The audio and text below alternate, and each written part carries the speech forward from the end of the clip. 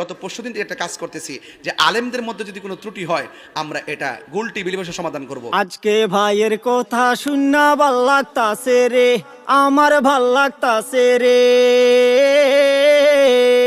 কি দরকার ছিল? আজকে ভাইয়ের কথা শুননা ভাল লাগতাছে রে, আমার ভাল লাগতাছে রে।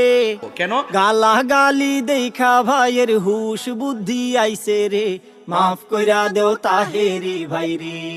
আমরা আলেম একজন আরেকজনকে বল ধরি, তখন ফেসবুকের ভিতরে আমার পক্ষে একদল বাইর, ওনার পক্ষে আরেক দল বাইর। বুদ্ধি আইছে মাথায় রে, মাফ কইরা দেও তাহেরি ভাই রে।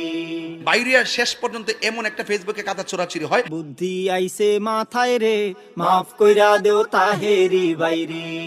শেষ পর্যন্ত আমার কেল্লা নিয়ে নায়কের মাথাত লাগাই দে, আরেকজন নিয়ে আরেকজনের কেল্লা নিয়ে আরেকজনে লাগাই দে। দয়া করে ভাই বোনেরা এডিট কইরো না, ভাইয়ের কেল্লা কাইট